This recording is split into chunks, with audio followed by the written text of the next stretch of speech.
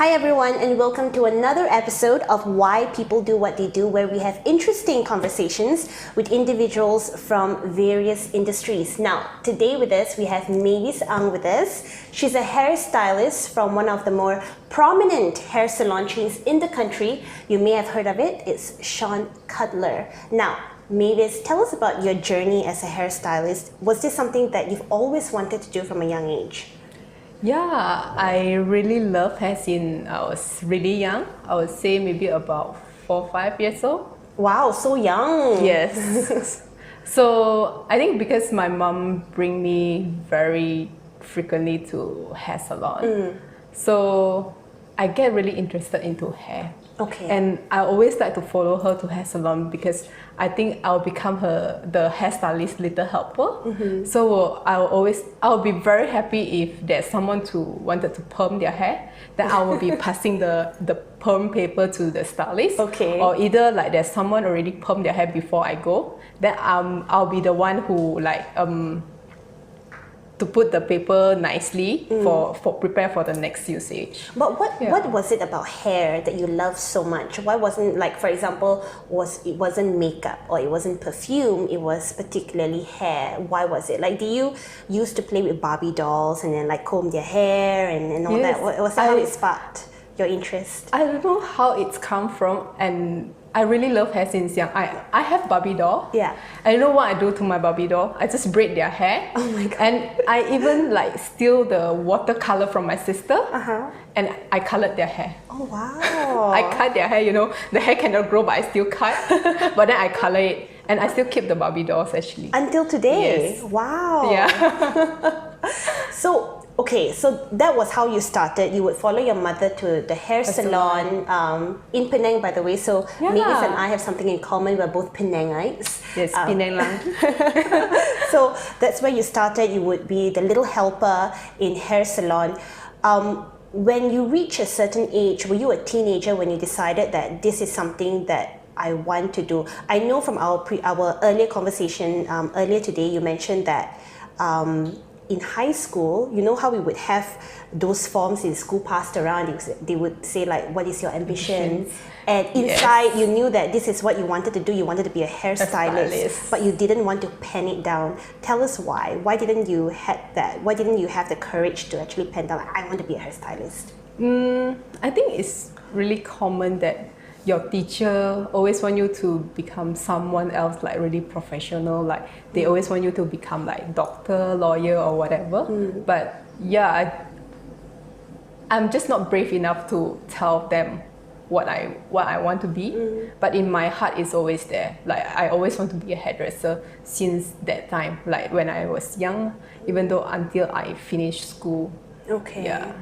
So your parents also wanted you to have a more traditional career choice. What was the conversation like with your parents when you told them that this is what I want to do and I'm going to pursue it? So actually since young, my parents know I love hair. They know all the time I love hair. Do you used to do their hair at home? No, but because I have 3 sisters before me, Okay. they are sisters. my Barbie doll also, a real Barbie doll. grown so up Barbie sometimes dolls. I watch on TV like, oh, this hairstyle is nice, or like maybe some braids is nice, then I will braid their hair. Okay. I will experiment on their hair. Okay. Yeah, so when I finish Form 5, and that is a time to decide which industry I go to, like what to study also, then obviously my parents want me to like either go to Form 6 or find any university or anything to continue study. But in my heart it's like, no, I want to do what I want. So I just survey like which academy that I can go, and of course I need to find a very comfortable place and make my parents feel confident.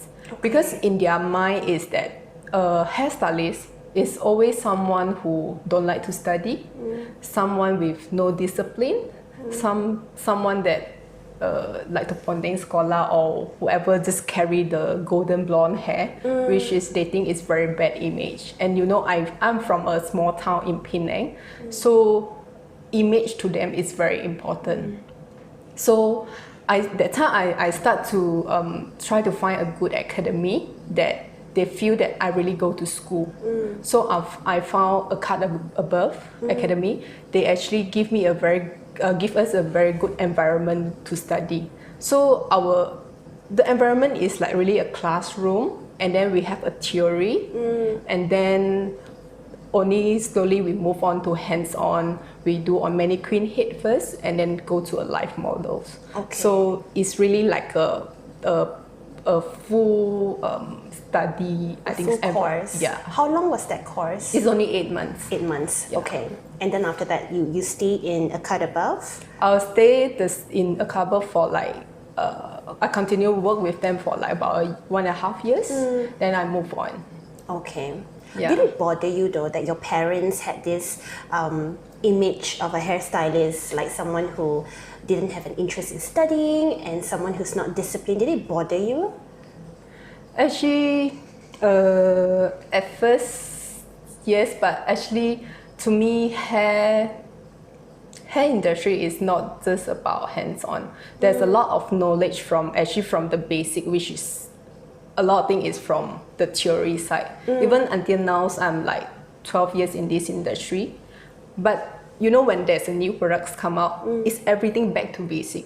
We will talk about the skin, we will talk about the hair. So everything is back to the basic. Okay. So I understand the products more, or I get to know the products easily because I have the basic.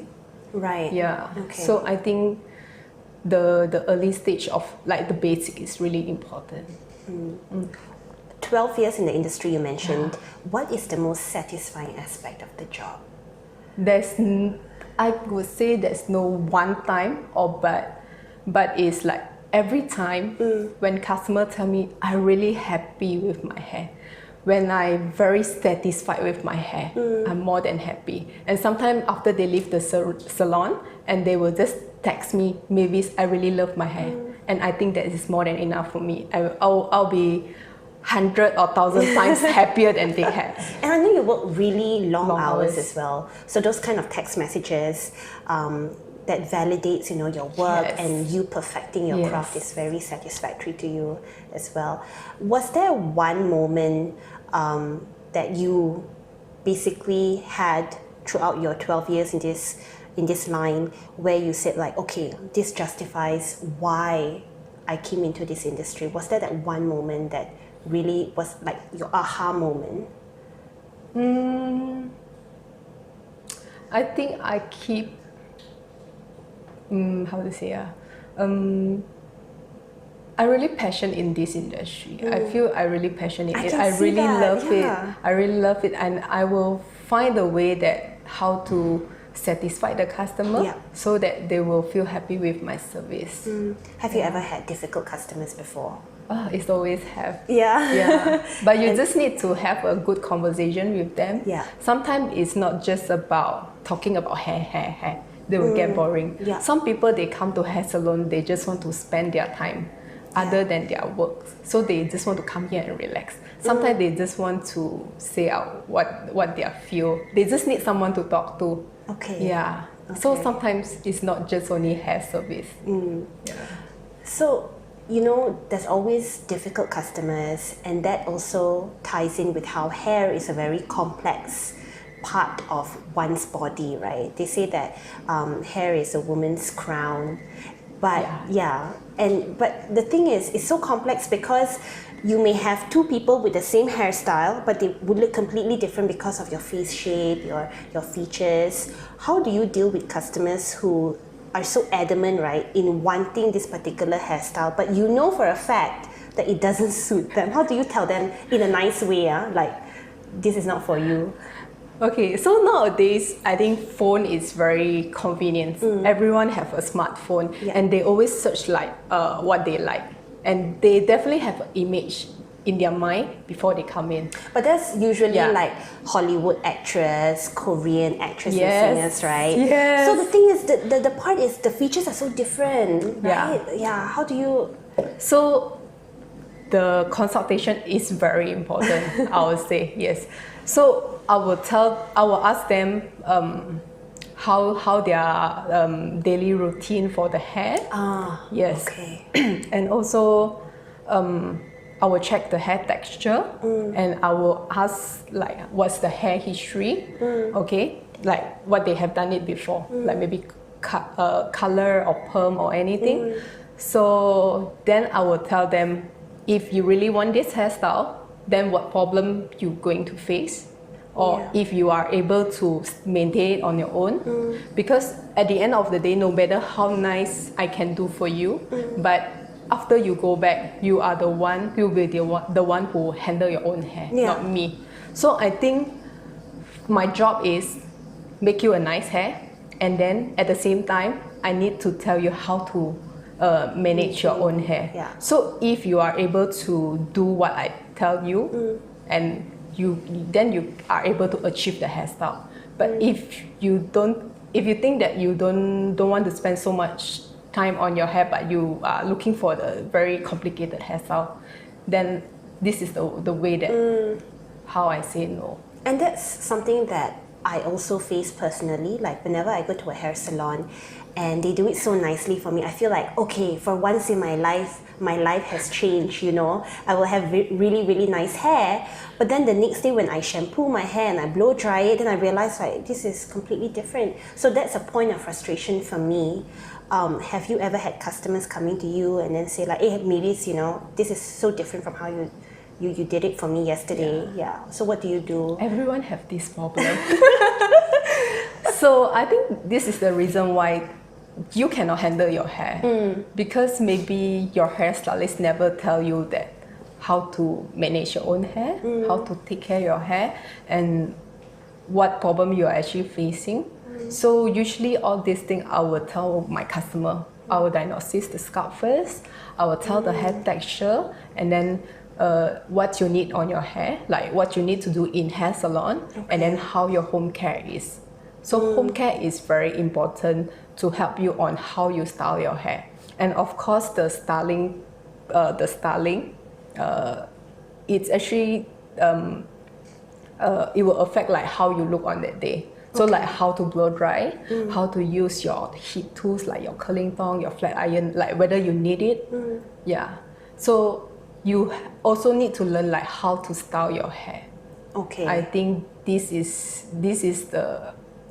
will affect your end result of your hair every day. What's the average time that a woman spends on her hair based on your customer feedback? They will always tell me like 10-15 minutes. 10 to 15 minutes. But some people, they really love hair, right? They will spend like half an hour, 1 hour. They will really spend time. But there's a customer also like 0. After they wash their hair, they just leave it. So it depends what you want and what you need. And for men, what's the average time spent? No? 2 minutes or maybe no. No, there are many men who actually spend gelling their hair. But there's some particular men, right? They really like, hair is my everything. They will spend like 20 minutes. I know, I know some people who are like that. Now, if you could give one important tip for people when it comes to hair, both for men and women, it could be different, it could be something in common, but what is that one important tip that they cannot turn a blind eye towards? For me, beautiful hair is always start from a healthy scalp. So for men and women, I think you always need to take care of your scalp properly. And how do they do that? Shampoo every day? Because you know our air is so polluted. So if you are outside, like if you go out, you need to wash your hair every day. It's a hygiene purpose. Is it true that if you shampoo your hair every day, then you would be, I don't know, destroying your hair or taking out certain moisture from your hair, like some articles say? Or is it important for us Malaysians, right, to just wash hair every day? Because our weather is very humid and it's very warm. And now so the haze as well. Yes. So imagine you go out, there's so much dust and all that, it will stick on your scalp. So I think you should remove it before you go to bed. I think it's really important. So to wash hair before bed or in the morning? Which is? Before bed. Before bed is always the best. Yes. Why like is that? Clean. Like you will remove your makeup before you go sleep, right? It's the same thing. Like you need to remove all your hair products before you go sleep. And there's a night serum for your hair also, which is a lot of people don't know that. Night serum? Yes. Compared you have to a day night serum? Day serum maybe I would say is the leave-in cream, like heat protector and all that. But that is a night serum to moisture your hair at night. Okay, I didn't know that. Right? Yes. Okay, you have to tell me more tips after this. Can, no problem.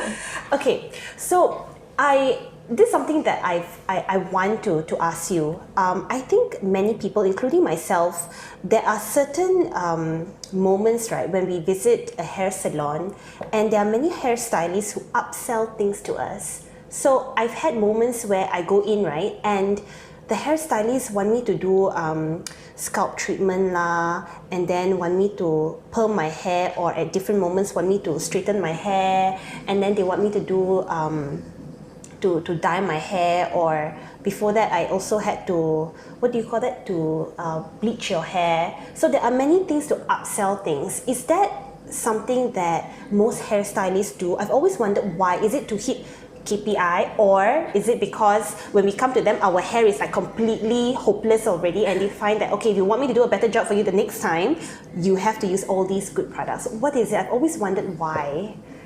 Yeah, of course, we have the stress from the boss, like we need to hit certain target every month. But yeah, I would say it really depends what you want and what you need. So like for products wise, I will always recommend that what you need is like individual for you. Okay. Whether you need a scalp care, or you need a hair care, or you need a just shampoo, or you also need a hair mask or conditioner or any leave-in cream, or you even need like some styling products. Like styling product, there's 1,000 types of styling products. That's we have right, like mousse, wax, serum, a dry shampoo or hairspray, or so.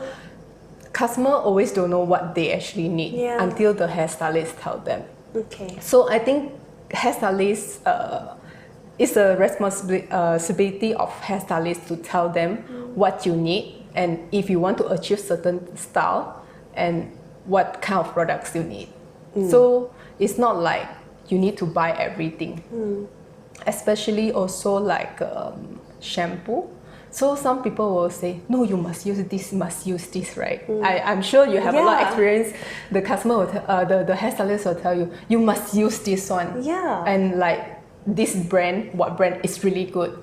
But you know, not every product suits you. Not every product suits your skin. Yeah. Not every brand that suits your hair texture. So if you are comfortable with the products, like whatever you're using now, if you think that you are comfortable with it, just continue. Okay. Yeah.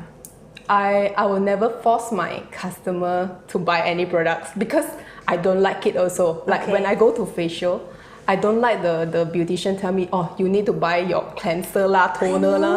Like I need to put 1,000 things on my face. I really don't like it. But while I need it, I will tell you what problem I face. Then you tell me the solution. So I think it's the same thing to my own customer. So then I will ask like, what's their problem? Or if I see any problem of them, then I will tell them what they need. So, but if you want to buy or don't want to buy, if you want to take care or don't want to take care, it's really up to you. Of course, if you buy, I got the sales. But if you don't buy, I'm okay with it. Yeah. But at least I deliver my message. I deliver my the knowledge that what I have. So at least you understand more about your skin, your scalp, your hair. Okay. Now there are. Is it true that whatever products that we get from the pharmacy, for instance, from Guardian or Watsons or the supermarket, are those products more inferior compared to the products that we get from hair salons, or we can also find good products outside from hair salon? Like what I say, the most important is the product suits your skin and your hair. Okay. Yeah, I cannot say like professional products or professional brand is really good. Of course, the price is a big difference also. Yep. But yeah, good products always come with good price.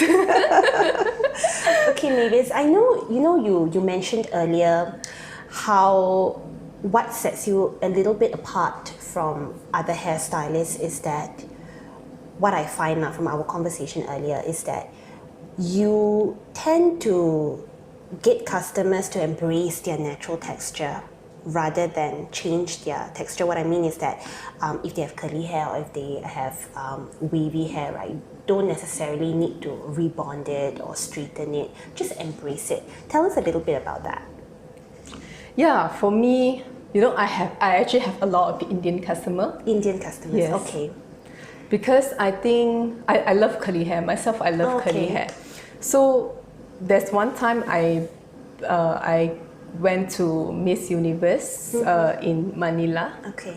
So why this girl impressed me so much is curly hair. I think like curly, it's nothing wrong with curly hair. Okay. Yeah, so you have to feel confidence with your curly hair. So in Malaysia, there's a lot of Indians that they think that their curly hair is very funny or very weird, or carry a big hair is something funny. So they straighten it, and they will always go for straighten. Okay. Or they will always keep their hair very, very long. And I think also because the hairstylist will always say, no, you have curly hair, you have to straighten. Or no, you have curly hair, you cannot cut it short. So like this Miss Universe Brazil, right? She actually having a short hair. So the event was in arena. I was sitting like very high and very far from the stage. Okay. I not even can see any girl's hairstyle, but only her. She carry a curly hair bob. Wow. So she impressed me a lot. And I come back, I start to Google about her. Okay. But actually I just want to know her hairstyle. So she actually having like a bob hairstyle, like a length, but it's wavy. So it's really nice. So since after that trip, I try to convince my Indian customer try to go for short hair. At the same time, I'm actually educate them how to manage their own curls, like how to manage the curls. Because in Malaysia, our weather is very humid. Yeah. So you can see like people will always have like very frizzy hair in Malaysia. Like mine, Yes. But when it's in overseas, your hair is always nice. Yes. So the hair products to style the curly hair is very important. Okay. And you know why today I have wavy hair? Because I just decide I want to know a bit more about curly hair. I perm my hair and I learn how to take care of my hair, my curly hair every day, what products to use, and this product will come out how, and then if I don't use anything, it will become like how. And I really get a lot of the knowledge, and I think I would able deliver more message to my customer. Wow. So you're actually putting yourself in the shoes of your customer. How has the reception been from your customers when you told them like, you actually don't have to straighten your hair, this is fine? Have they been receptive? They actually quite surprised. A lot of Indian customer will tell me, wow, you are the first one who tell me don't straighten your hair. So they actually come back a few times, and I always like, the first time maybe I will tell them the very basic way to take care of their hair. So when after a while, when they get practice a few times already, when they come back for their next haircut, then I will tell a little bit more. And then the next step I will tell a little bit more. Okay. Yeah.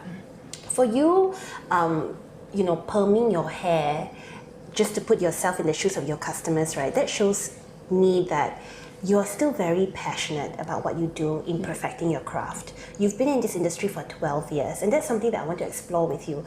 What keeps you going every day? There are so many people who, after a few years in the industry, they get sad, they get jaded. What keeps you going? What keeps the passion ablaze for you? I just want to see the happy face from my customer. Whenever they have nice hair, when they're happy with their hair, it's really more than enough for me, and I think this is what keep me going. Okay, so basically the reception from your customers. Yeah. You mentioned to me earlier that you have sometimes just very, very busy days, right? You have so many customers in one day. How do you juggle that, communicating with each customer? You even told me you didn't sometimes on very busy days you don't have time to eat. Yes, it's very common. So how do you communicate with your customers, each of them giving them the same attention? And how do you take care of yourself in the process? How do you avoid burnout from your end? So first, I think appointment is very important. So this is how we arrange our time. Okay. And then, yeah, I do keep some contact with like my customer will contact me myself. So they might tell me earlier what they need.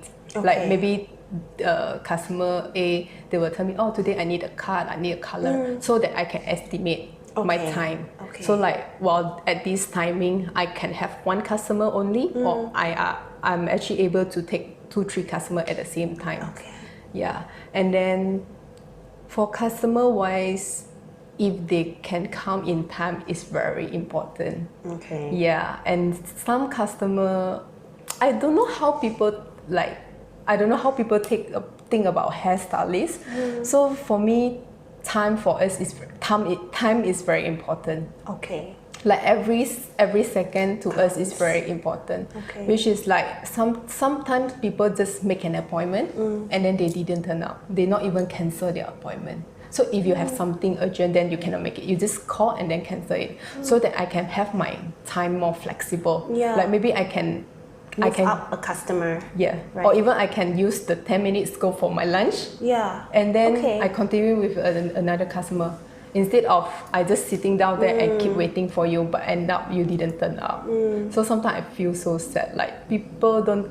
Do Malaysians do that? They don't call you up to cancel their appointments? Yeah, a lot actually. Do they come late for appointments? It's common lah because traffic in KL, Yes. so it's very understanding, and also parking. Yeah. All this.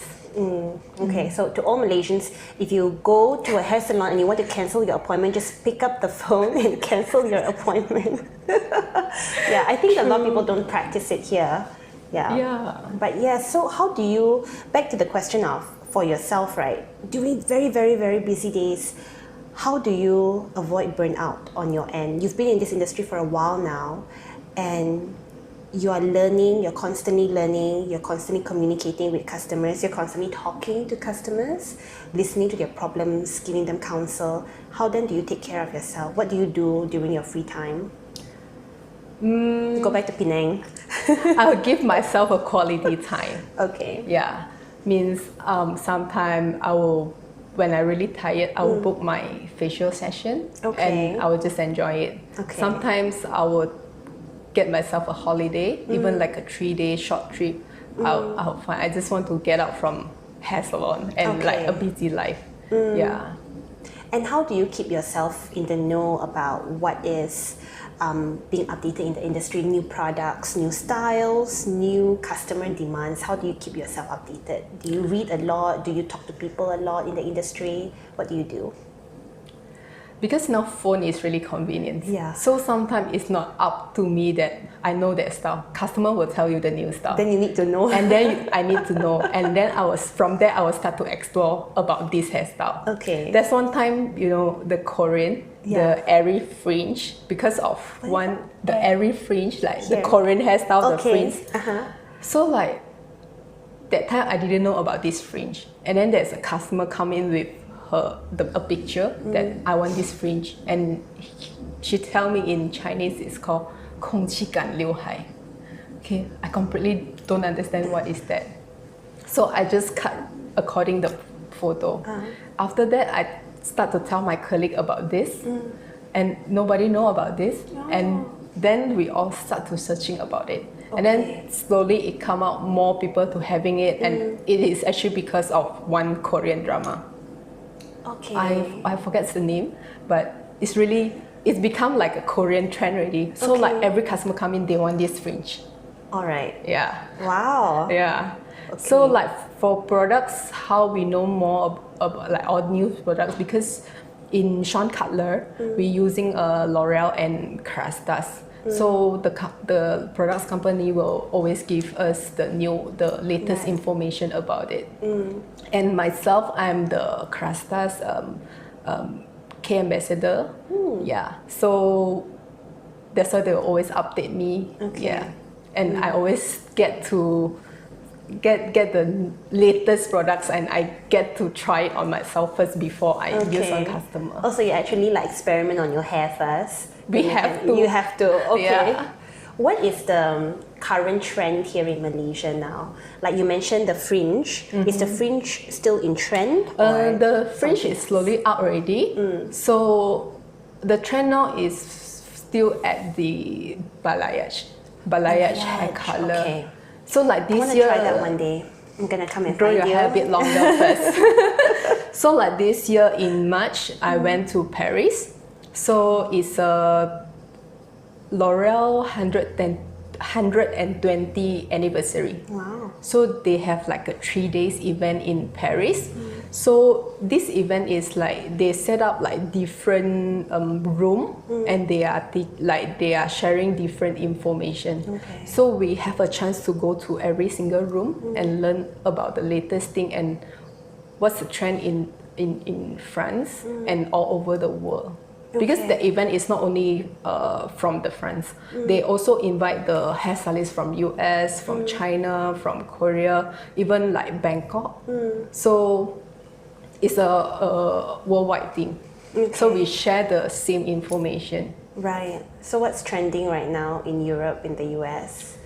In Europe, they always very back to basic. Okay. Yeah. Shorter hair. They, no matter long or short, their hair color is like balayage. Balayage is something very actually, it can be very basic or it can be very fancy. It's a technique, but you can choose any color that you like.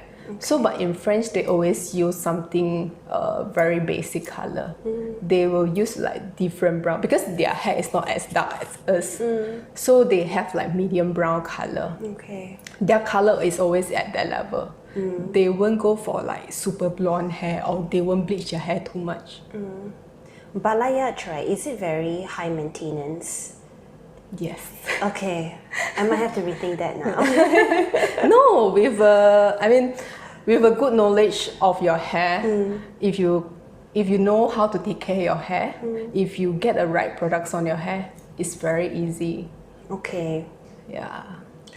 Is it tough?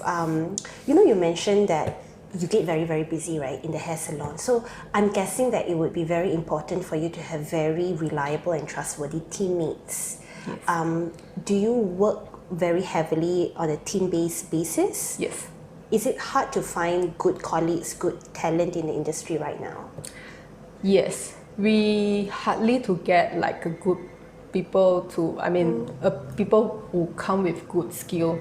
Okay. So we always hired anyone with, if you already have some basic, so we always can teach you we can always teach you. Yeah. Okay. Is it hard to find talent now in the industry? So for example, if you're a fresh grad, for instance, or you just came out from a hair academy, would you all hire those people and do you train them up? Yes, of course. Yes. And I think for me, for like us in Shawn Cutler, we always give chance to all the youngest generation. So if they're really interested, we will really share what we have. Like we will always share the experience. Yeah. And of course you have to be the one who really interested to know. Because nowadays the youngest, they were always like, oh, I want to be someone, I want to become they are fresh graduate and they will tell you, I want to become the senior stylist. But you don't know anything yet and you're not even good in like blow dry, let's say. So you need to know if you with this skill, how you convince your customer, right? So we will always need to tell them, we will try to let them know what you need to know before you go to customer. And you need to keep practice. Then because hair is a skill thing. Yeah. So the more you practice, then you will be easy to handle every hair. No matter the customer have like a simple, like a good texture or a very frizzy, very difficult to handle. You just need to spend more time to practice, and then don't to money come first. Yeah. You know those younger stylists, they'll say, oh, if you ask me go to this job, how much you gonna pay me? But sometimes the chance when you get it, you get it. If you lose the chance, and it's a non-paid job, but you lose the chance, right? You will never get it. Then you will lose your chance. I think the challenge that you're facing also cuts across many industries. It's very hard to find talent. It's very hard to keep people inspired in the right elements, not only about money, but also recognizing opportunities. For you and this industry, right, what would you say is important for talent, young talent, to do or to be or to embrace certain traits in order to be successful as a hairstylist? Is it skill first? Is it attitude? Is it longevity? Just stick to this industry, not give up? What is it? I think attitude. Attitude-wise. Attitude is very important. Like how much you wish to achieve what you want. Yeah. So if you really want it, you will find a way to achieve, no matter that is your off day, your rest day, or whether it's a public holiday, we will just spend your time on it. Yeah, just never stop learning, and never maybe just like share whatever you have, and people were willing to share their knowledge to you. Yeah.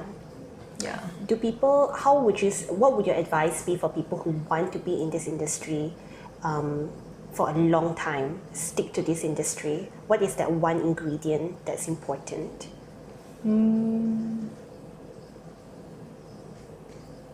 If you love it, you will always do it. Yeah, you'll always find a way to do it. One thing that you wish other people would know about a hairstylist. Not many people would know about it, but you wish people would know about. Hairstylist. Hairstylist is a professional job still, I would say. So we respect your hairstylist, which is like I say, maybe timing wise or what. Because some people, they will think that hairstylist only what's wrong, or like why is it so important? So I would say, yeah, we really like put our passion and we really put our effort on take care of our customer. So respect your hairstylist. Being respectful. Yeah. Yeah. Early on our conversation, you mentioned that your father had this image of a hairstylist being people that do not know how to study, do not have an interest in pursuing knowledge, always ponteng scholar, or have that golden brown hair. Yeah. Would you say that is true right now after being in the industry, being with your peers, with your bosses, and just being yourself, Mavis Ang, here in this hairstyling industry? Would you say that that's true? No, exactly no. Yeah. I can say like until today, my dad especially, he is proud of me. Oh, nice. Yes. So since the first day I tell him that I want to be in this industry, I tell myself also I need to show him some result, so that to convince him and at the same time make him proud of me. Okay. Yeah. What was that turning point that made him realize that she's really serious and this is something that she's really taking seriously? I think along the 12 years journey, he can see like how much I improve, and he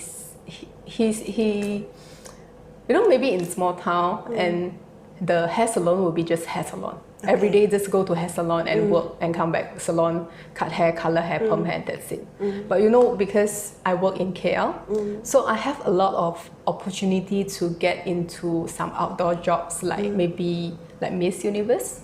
So I think Miss Universe is a very good example for my dad to feel proud, which is I able to got the chance to style all the beautiful girls, and then after that they will represent Malaysia to overseas and compete again.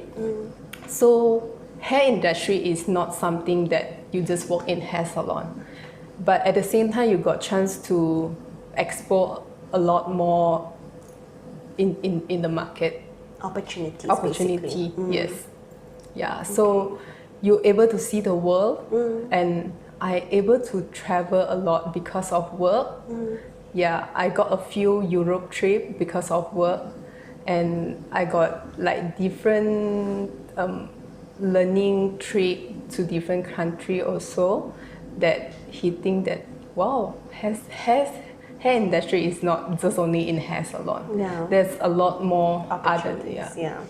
Do you send him photos of all the... This one I need to tell you the story.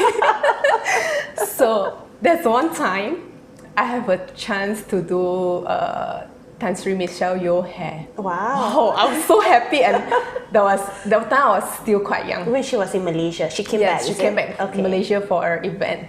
So I got a chance to do her hair. So like I was so happy, and then I tell my family I'm going to do Michelle Yeoh hair. And then my father also like, of course like he feel very proud. And then he go and tell everyone, his friend about this. And then so that time, okay, like, I do her hair, and I'm very nervous. And we just do it in a hotel room. So basically in the room there's only one makeup artist, me and helper. And the environment is quiet. And I was really nervous, and I'm not there to like voice out anything, and I'm not even there to say, can I take a photo with you? So end up like I don't have a photo to prove anyone that I'm doing Michelle Yeoh hair. So since then, like I know my father is very proud, but I don't have things to prove. Okay. So that is I don't know if it's a good or bad experience, but since then, whenever I got any like special artists or what that I can do their hair, I will never tell my family until I done the hair. I take picture with them, and then I say send them. Yeah. I'm sure your dad is still proud, regardless of whether you have a photo or not. But yeah, I mean, I know families, parents especially, they can be very proud and excited. So yes, I truly understand. Like, okay, take photo first, then let me send, so you don't say anything yet. Yeah. Any regrets? No. Coming into the hair industry? No.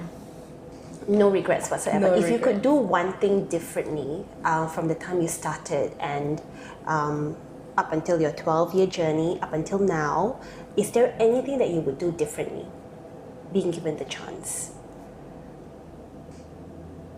I think I'm really happy with the 12 years journey. Yeah? Yes. You feel no blessed, regret. everything? I feel blessed, and my family is very supportive. Okay, and do you see yourself doing this in the next 5 years, 10 years, 20 years?